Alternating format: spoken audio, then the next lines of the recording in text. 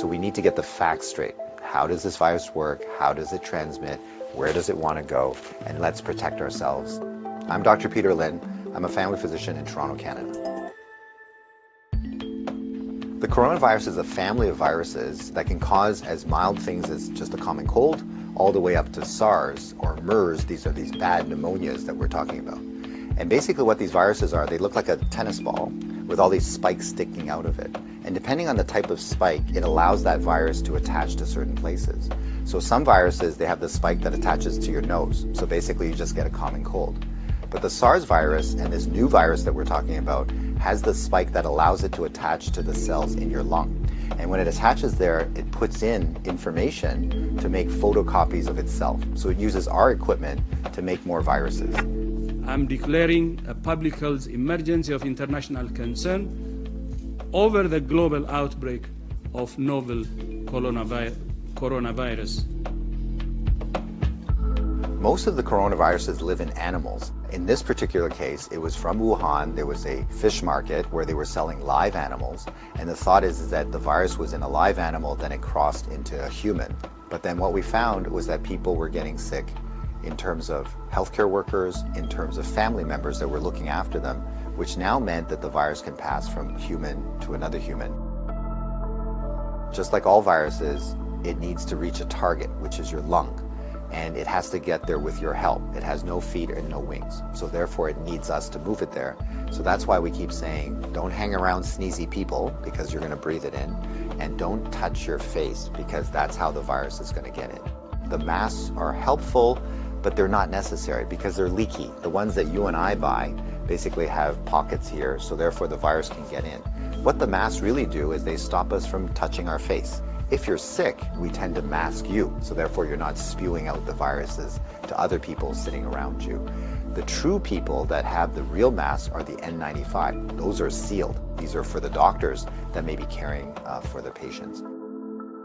So in the beginning, the coronavirus will cause kind of like flu-like symptoms or a cold. So people just get the stuffy nose, that kind of thing. But you'll understand that as soon as that virus starts manufacturing in your lung cells, they're producing all these copies of the virus, all of a sudden now you kill the lung cells. So now you can't exchange oxygen, and that's why one of the early symptoms is people get very short of breath and they tend to have a difficult time breathing, and that's why they end up in hospital. So currently, unfortunately, we don't have a direct treatment for the coronavirus. So we don't have a medication that can kill it off. And so it's really supportive. So in other words, the patient can't breathe, we give them oxygen, help them to breathe. They can't drink, so therefore we give them fluids to support them. Their kidneys begin to shut down, we help them with all those things. So it's a very supportive process. This is a new virus that we've never seen before. So our immune system, our army, are having a hard time figuring out what to do. So usually what we have to do is we make something called antibodies. So these are things that can grab onto the spikes that we see on the virus, and it'll get rid of the virus for you, and that will actually bring you back to good health. So therefore the elderly may have a worse outcome, and of course the young children. So the babies, their immune system is not so good either, so they may not make those antibodies as well. So just remember, your hands may be with virus. Virus cannot hurt you because it can't get through the skin, but the moment I do this, now I've brought the virus right to where it wants to go. So let's remember not to touch our hands to our face. So let's say you think that you might have been on a plane or you might have bumped into somebody that has it. What should you do? So the first thing is to contact a healthcare worker to tell them that potentially you have it.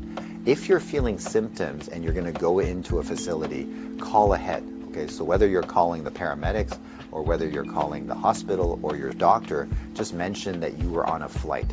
If you don't have any symptoms, then what we do is a little bit of a self-quarantine. In other words, we can just keep you away from other people, and so you don't go into parties, don't go with your friends, don't go into public transportation. So we can contain it very easily by making sure that you do a self-confinement, so to speak, for the, let's say, 7 to 14 days is the longest incubation time. So after that, if you're feeling well, then you don't have anything to worry about. So if we get the facts right, then we don't have to be overly worried, but we do the right things so that we don't get the virus ourselves and that we don't pass it on to others. And if we look after each other in this way, this virus will have nowhere to go. It needs us to move it, it needs us to make copies for it, and if we don't help it, then the virus will stop. So we have the power to do that right now.